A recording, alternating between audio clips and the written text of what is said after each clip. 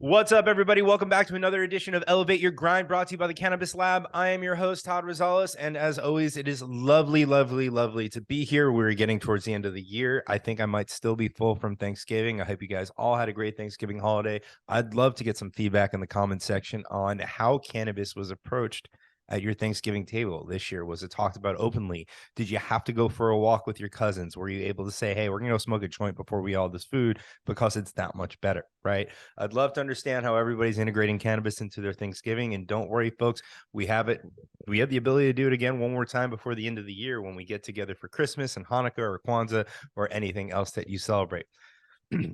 All right, folks, we're down here in South Florida, which means that most of you from the rest of the country are making your way towards us because our weather is exponentially nicer than yours. And on that note, we have a special guest here today that is going to be, not him, but his group is going to be hosting an amazing event here next week. I believe it's at the Loews Miami Beach, which is not a terrible place to be in the month of December. And I think he's going to correct me, so I'm going to invite him in. Please welcome Jeff Finkle from Arcview. Jeff, nice. Yeah, I had to resist. It's thank you, Todd, by the way, but it's Loews Coral Gables. Loews Coral Gables. Okay, I just assume everything's on Miami Beach because you know, whenever anybody from outside of Florida tells me it's in Miami, they only consider the beach, which Coral Gables is an absolutely beautiful part of Miami. The restaurants there are incredible, and that's where the Biltmore Hotel is as well, if anybody's into golf. So great location for it. I'm really excited, Jeff. Thank you for joining me. Yeah, my pleasure to be here. Absolutely. Well, obviously, it will be a pleasure to get you out of the gloomy New York City into the lovely Miami weather coming up next week. Jeff, you know, Arcview has been an institution, to me at least, in the cannabis space, right? It's been around for a very long time. It's been a trusted institution by so many that have gotten into this space, and it's launched so many amazing companies into cannabis. I think a lot of people who've come into this industry in the past couple of years are not as familiar with those of us that have a little bit more scars on our back, where when you started in cannabis 5 years ago, 6 years ago, like you needed to get to an Arcview event. Like that was the Johnny Carson of the cannabis industry at the time. So I'd love for you to give the folks the folks that are newer to the industry, an overview of Arcview, its roots, and where you are today. Because I know there's an entire ecosystem that you guys offer. Yeah, you know, we've evolved a lot, but you're right. There's a rich history. Arcview was actually started about 12 years ago by Troy Dayton and Steve DeAngelo. You know, Steve is, largely thought of to be the father of the modern cannabis movement. Mm-hmm. The guy in the pork pie hat and the braids, for those of your listeners that don't know. And, Troy and Steve really founded it through the lens of advocacy and, freeing the plant. But I think they quickly realized that in order to deliver on that, they had to really nurture the economic growth of the industry. Yeah. So what did they start to do? They created events where investors, entrepreneurs, and operators could convene, meet each other, and fund companies. So they hosted maybe 4 or 5 events a year, I think from 2010 to 2019. And they created an investor network, a membership that you would join and be able to come to these events and see these companies. And that's what they did basically for 9 years. And the impact to the industry was pretty great. Through that period of time, I'd say some $300 million found its way to over 250 companies facilitated at Arcview events. The problem is that Arcview didn't benefit economically to the extent that they were a service to the industry. So 2019, another South Florida fund on Treasure Fit Capital came in, took governance and economic control of the company. And the idea is to take that great brand, to take all of the financings that we were nurturing and participate in the transaction. So how do we do that? Created a broker-dealer in partnership with a couple of ex-FINRA guys that does investment banking. That's called Arcview Capital. We created a venture group called Arcview Ventures. And within that, we're investing out of 2 funds. We created a consulting company called Arcview Management Consulting that does license pursuit, brand expansion, and designs SOPs for operators. And we recently took the event business and put it in a joint venture with a private equity funded event producer, where they produce our investor conferences under our brand. but it is now a separate entity, and all of that feeds up to the holding company, which is the Arcview Group. So if you sort of to summarize, we're a holding company with interests in a broker-dealer investment bank, a venture group, a consulting group, and an event producer. So realistically, for someone who's new to the cannabis industry that's looking to get started or has a great idea or even has gotten started a little bit, Arcview is almost like a one-stop shop for them to get some of the expertise they need. If you have a master cultivator that is looking, that has a brand that maybe needs some work and attention, obviously they need capital. You know, to me, you look back at what Troy and Steve did back in the day, and by no means would I think anybody look at those two, especially when they first started, and call them suits or chads or anything along those lines, right? And I think when you look at, there's a huge disconnect in this industry still that I'd love to fight the stigma of both sides really needing each other, the suits and the OGs and everything else like that. But you look at Troy and Steve, especially Steve, an OG who came in and realized that, hey, if this is going to be a legal industry, if people are going to be successful, if we're going to get the attention of the government to actually fully legalize this because we believe it needs to be so, then we have to structure it and package it like something they're used to. And that's a traditional business. That's something that has accounting and HR and pays taxes and, you know, is structured in a way where it can grow and people can invest in it. And that's where I see the true benefit of Arcview, along with, you know, beyond just the initial funding that you provide to people, but the long-term services, considering if you look at the alumni that have come through the Arcview Group, you know, you have some of the best and brightest minds, at least on the business side, in the industry as part of your network. Why wouldn't somebody want access to that to figure out how they package it to be something that people are familiar with so they can also be successful? And to me, that's the ultimate coming together of the suits and the OGs or whatever you want to call them. And you guys are providing that. Yeah, and that community has only gotten more diverse. You're right, Troy and Steve were anything but suits. And it was important to legitimize investing in cannabis by encouraging companies to look like real companies. And so we certainly did that. But, you know, I think too, you know, we just completed our first post-COVID investor conference in New York in October. It was attended by about 400 people. And it was hugely diverse. I mean, the earlier Arcview events, Todd, I mean, you're right, but there were still a lot of rich white guys there on the investor side. This event was uniquely diverse. We had legacy growers, we had minorities who were investing, minorities who were starting businesses, and it was so noticeable. In fact, if any of your listeners, you know, are interested and they want to contact me, I'll send them a little video clip of that, and you can really feel the community and feel the diversity. No, and I'm excited about that. And like I said, I think you guys have been a cornerstone of advancing this industry and continue to do so, right? I look at the infrastructure that you're putting together and the expertise that you're bringing to the table, partnering with a broker dealer, partnering with an events firm, bringing in people who do this well to help legitimize the industry. We need more of that, right? And these are great events to go to. So the next one is coming up. Was it next week? Like you said, it's at the Loews Coral Gables, which is a beautiful hotel and a beautiful space.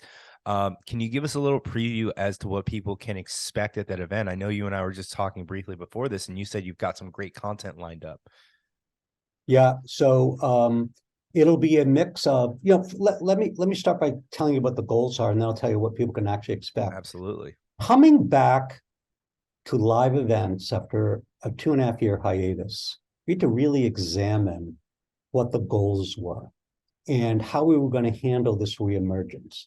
We came up with 4 of them, right? The first is to honor the existing legacy Arcview community, but extend it, because the industry is really very different than it was in 2009. The Canna Curious has mostly doubled. The emergence of the industry in the Midwest and the Northeast, which we're celebrating today, really didn't exist before. So we wanted to honor that, but welcome new people into that special community. The second thing we wanted to do is make sure we were delivering nuanced content, right? I mean, you can go to a lot of conferences and you'll hear, you know, what are MSOs doing? There's a lot of what I would call 101 content. We wanted our content to be meaningful, interesting, and really not rote and obvious. And the next goal was to again, true to our roots, is to be about investors, operators, and entrepreneurs, both big cannabis and emerging cannabis. We want young entrepreneurs to be able to ask questions of investors and get to learn how they think, how they vet deals, what's important to them.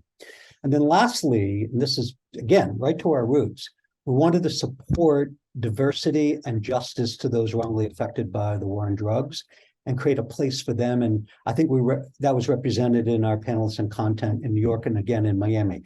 Anyway, specifically, we are going to have representatives on the regulatory side at the national level. We're going to have Toy Hutchinson from the Marijuana Policy Project drill down into what's going on in the southeast and southern states, because we do want a local flair to this.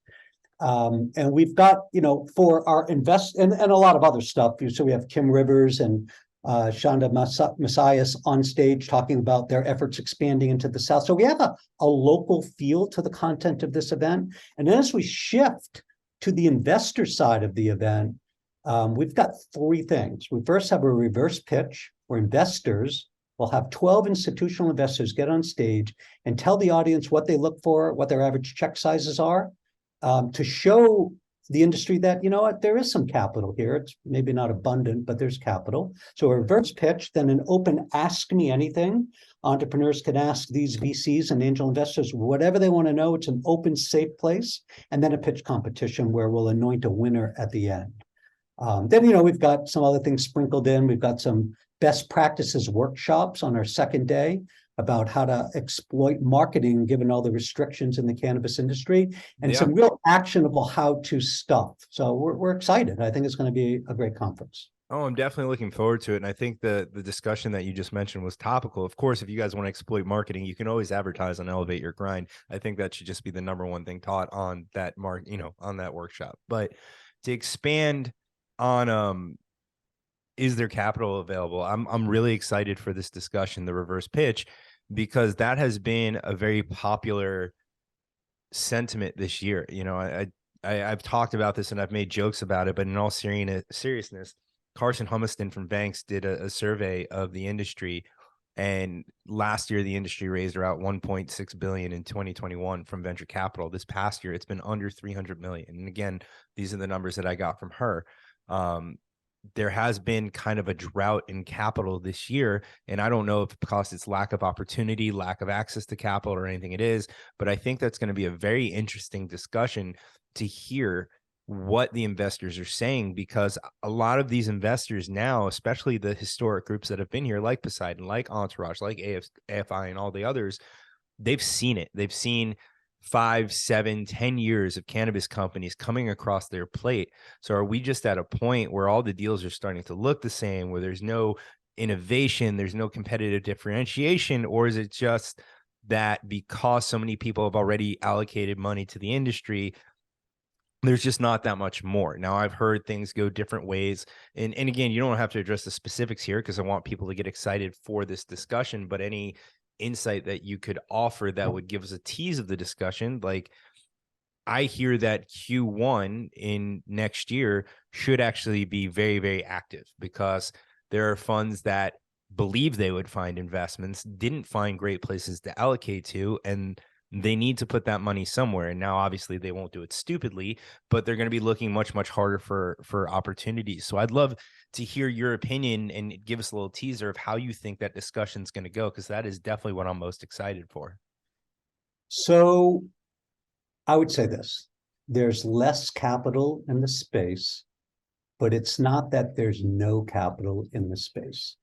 A few things have happened during COVID from, let's say 19 through this year. One, major correction in the public markets. Yep. Public stocks went down 80%. I think they've recovered 20. Maybe they're hovering in between.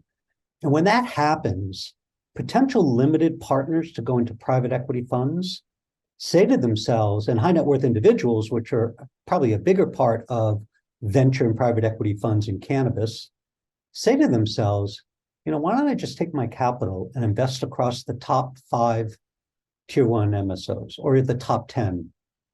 And you know what? I'll get maybe a venture capital rate of return. Maybe I'll get 3 times my money in 4 years. And I get liquidity along the way. So I think we saw a drying up of LP capital going into funds.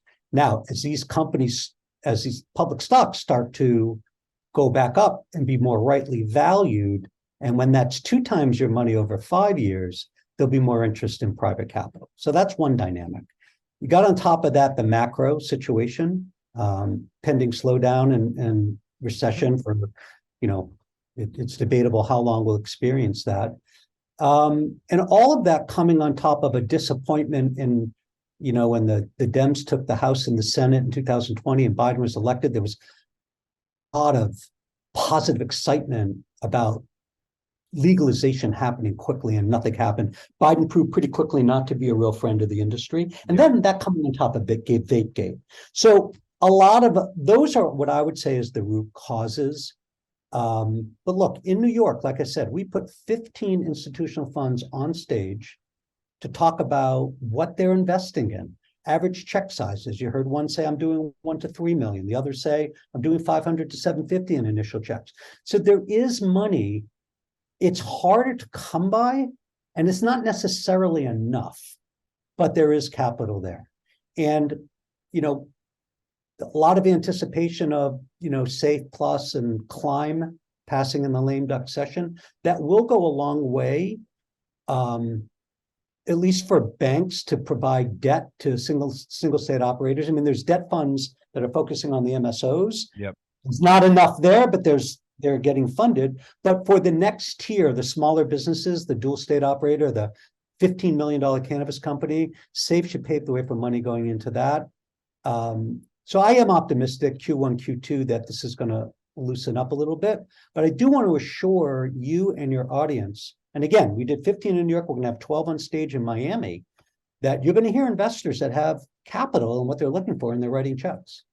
Oh, I hope so. And I believe you too, because, they're still going around. They're still looking at conferences. They're still taking meetings. And to me, I believe that they're just getting really smart with their money because they understand more so where the better opportunities are, the better business plans, and what a good management team looks like. It just comes from more and more years of experience doing it over and over again, which is why I'm so excited for this conversation. And I am hopeful because, and this is kind of where we go off the traditional interview and just kind of talk about my fear, and I think it's a fear of everybody in the industry, and imagine your group and the people who founded your group would share this, that there are a lot of people in this industry that have the scars on their backs from paving the way, whether it's the OGs all the way back in the day who were doing this in the black market, to some of the MSOs who have come out, who have invested millions upon millions of dollars into helping mainstream cannabis, and everyone in between.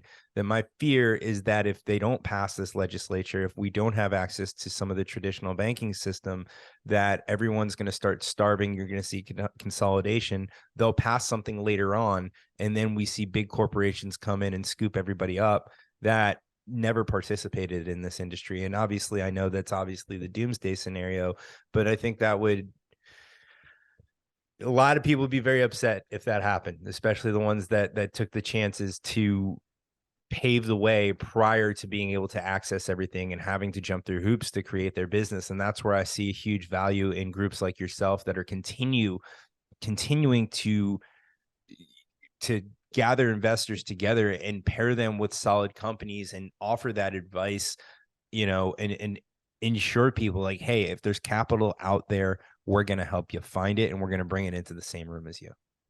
We all have scar tissue from the last 2 years. Mm-hmm. It's not been easy for any of them. Some of the MSOs certainly could have grown at a faster rate had debt capital been more readily available for them. As far as sort of draconian consolidation from failing companies, there's going to be some of that. I think some of the states have put, we'll see what they do, but some of the states have put in controls. I mean, New York is, again, the program hasn't even launched, but real controls to prevent big canna or big pharma from coming in and owning disproportionate assets in their state. So I don't think it's going to go quite that way. Certainly there are going to be some distressed companies. I also don't think the game is over if SAFE or Climb does not pass in the lame duck session. I think there's certainly room next year. Look, there's some 600-700 banks banking the industry now. So cash deposits aren't really the big issue. I mean, few of them are federal banks. Many of them are state chartered banks. But there are services that are enabling them and taking the risk out. PayQuick being one of them. That's, one of the one of the companies we're pretty well aware of. So I think SAFE is going to maybe pave the way for more capital to come in with less risk to those banks. But there are services there. And again, honestly, this industry has put up with so much, it's not going to crawl in a hole and die if it doesn't pass the medium doc. It'll pass in the future and it'll just limp along a little slower until it does. But this business will find a way to succeed. No, and I think we're all going to go down swinging if it does come to that case, because this industry is super resilient, and a lot of the operators, this shit wasn't even legal when they were doing it to begin with, or it was gray. So I don't think a lack of access to capital is really going to stop them, and they'll do whatever's needed to continue to go. Let's get out of this doom and gloom little rut that I put us in, though. So you just witnessed firsthand the interactions in New York. You were telling us about it. What are people excited for new opportunities in the industry? Are we starting to see a lot more innovation? Are you starting to see people really focus on the pharmaceutical aspect or individualizing cannabinoids for different, for different treatments or ailments? Is there a huge, I'm sure there's a huge excitement for New York's legalization and what that's going to look like. I mean, I think they've done a great job with the decriminalization and realistically allowing you to smoke cannabis anywhere that you can smoke cigarettes in the city, essentially, if you will. Obviously, I'm generalizing, but I'd love to understand where a lot of the excitement for these investors are coming from as we re-engage in these live events and start convening again. Yeah, just a quick side note. I walked from my office on 51st Street down 7th Avenue to Penn Station last night, and I could smell weed being smoked literally every second block. But I also saw 3 illegal weed trucks, which I'm sure you heard are all over New York, with not a lot of enforcement. And although if you read the papers, they are starting to get busted. There's been a few illegal dispensaries where law enforcement is now starting to come down on. That has to happen, right? Because people are investing money to be in the industry, and New York is going out of its way to be helpful to the legacy market and get them on the legal side, probably better than most states. Yeah. But anyway, to answer your question, so New York was really all about tri-state area aspirational operators and kind of curious to come to an event in one place, hear what's going on from a regulatory standpoint. We had Crystal Peoples-Stokes and Senate Majority Leader Crystal Peoples-Stokes from the New York State Assembly, and we had Liz Kruger, Senator Kruger. They were both the co-sponsors of the MRTA bill in New York on stage, talking about their idea for this and how they got the deal done. So they wanted to understand the regulatory environment, who the people were, and what's happening in New York. So New York had its unique draw as sort of an up and coming area or region, New York, Connecticut, and New Jersey. And so that, I think, was a big part of what was interesting for people. And we had a lot of newbies come that wanted to really learn about the industry, and new investors that hadn't invested in cannabis, that were from real estate or fashion, that said, look, now it's time because it's in my state. And I think some people also just wanted to learn the language around financing, like what's pre-seed, what's seed, what's growth capital, how do I think about myself? I'm a licensed aspirant. I don't have a license yet. I've got one. Now I've got the license and I've got my real estate. How do investors view me? It was very educational for a lot of younger companies to understand, sort of the process of raising money. See, that's something that it really never occurred to me anymore, especially when you have such a concentration of private wealth and private investors in Manhattan and in New York and the surrounding areas, New Jersey, etc., that they didn't feel a connection to it because they didn't see the industry. It wasn't around them. It was out west in California and Oregon and Washington and Colorado and Nevada. And maybe when they did some traveling, they'd see a dispensary or anything else, but they truly didn't understand the value of the industry and how many people around them participate. Because for the longest time, and I used to walk in the family office circles, you didn't talk about smoking weed. Most of them did. In private, they didn't discuss it. And trust me, I was really good at sniffing those folks out. It was a big part of my career and what brought me to where I am now. But now that they're seeing it firsthand, and they're actually seeing the unorganized gray side of it in the city. Like, I don't know if you saw Kyle Kazan from Glasshouse Farms, the video that he posted going into a New York dispensary and seeing his actual Glasshouse Farms flower on the shelves. And you see a ton of actual California products with California metric tags on the shelves, which is crazy. But to be exposed to that and see what these brands can do from a demand standpoint, that's crazy. I never thought that that's what truly would start pulling new investors into the space. Yeah, I'd say you're right. I think also it wasn't in their face, but they weren't sure that this whole adult rec was legitimized because it was largely a West Coast notion. Yeah. I think the emergence and success in the Midwest, in Illinois and Michigan, gave a lot of comfort. And then when it passed in New York, New Jersey, and Connecticut, I think now not only was it in their face, but it was legitimized. It's not going away. The feds aren't going to come in and start to enforce federal law on state sanctioned businesses. So I think that was a lot of it. The single family offices and the high net worth individuals really were, believe it or not, the first investors that kind of could take this risk. Yeah. Investing off their own balance sheets and not worrying about, investment committees. They were really the ones that took the first. Honestly, the same thing happened in tech 30 years ago. Once they do that, then they pick managers who can do it better than them. Yeah. But I think that's right. I think that's happened. It's in their face and it's more legitimized. That's awesome. And well, I know we're both on a time limit here, and I think we can sit down and have more of this conversation at the event. I'll be dressed a little bit nicer than I am today. Come in a t-shirt. All right. By all means, I will. Rob, I hope you heard that. I'm coming in a t-shirt. Jeff, is there anything else that we haven't talked about for next week that we want to tell everybody before we get out of here?